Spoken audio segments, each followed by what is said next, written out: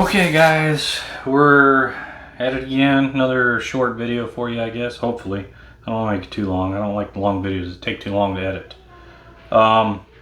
Anyway, we had a couple questions about the device we use to shoot our firearms. You have it here. It's Ransom Rest. They're pretty well known, I guess, here. Maybe not everywhere in the world, but anyway, the company's Ransom Rest. You can look them up online. They make these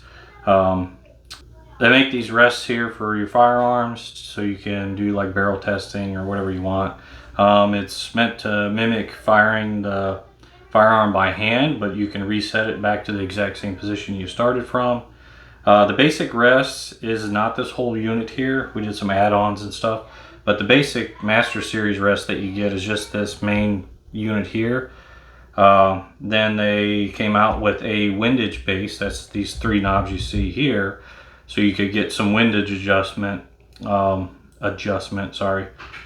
But after they came out with that, then they decided they'll do like one unit. So I guess you can get the Master Series combo rest where you can order this all as one.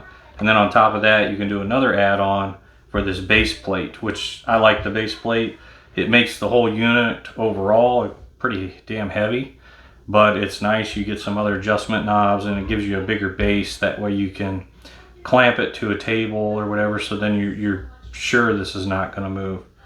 After that, we did some other add-ons and upgrades. We went with the remote trigger. You can see here is basically just like a bicycle brake, and it goes to the trigger actuator. The basic unit, I think when you get it, it'll come with just the trigger actuator would just be like a straight shaft. And it has like a rubber sleeve on it to help protect your trigger so it doesn't mar it up. But then you can do an add-on as well for that, for a little roller bearing. I like the roller bearing. What I didn't like is with the roller bearing, you still just get kind of the rubber sleeves on the shaft to move it around. And once you get some oil on it and stuff, it's kind of drifts a little bit. I didn't care for that, so I ordered these shaft collars. I think they're like a 3/16 bore shaft collar with a set screw.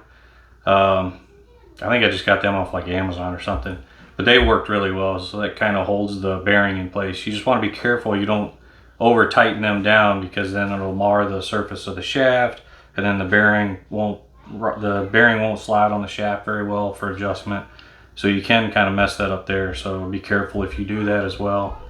This other unit here, I think we talked about in another video. This is our accelerometer.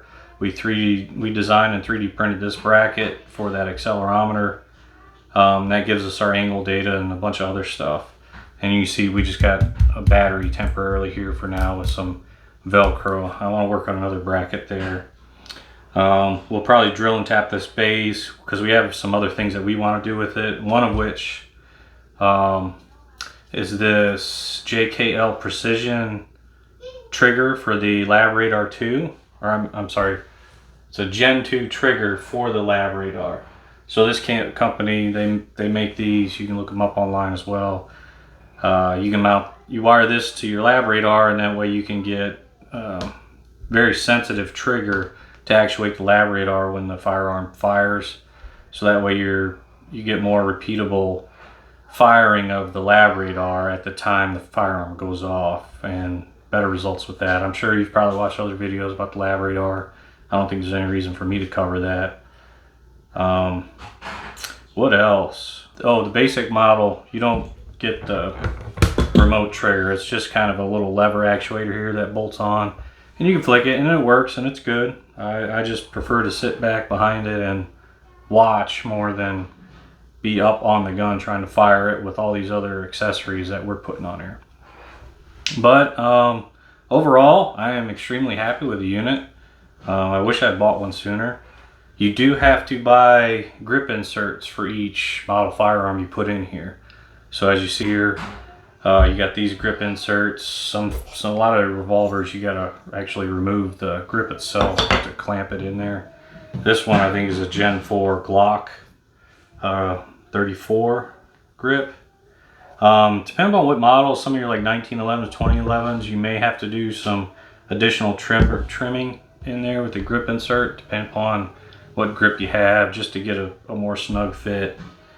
Overall, like here you have it, guys. I mean, there's 3 like wing nuts on this side. It unscrews, the base plate or the compression plate comes off, and then you got your grip inserts. They slide off. You can slide the new set on, put the new gun in there. Your windage adjustments. But overall, this is what we have. If you have some more questions for me, let me know. As you can see, it's supposed to mimic the movement of the firearm when you shoot by hand. So you get kind of pretty similar recoil path there. So it gets that's where we get a lot of our measurements for perceived recoil. There you have it, guys. Catch you later.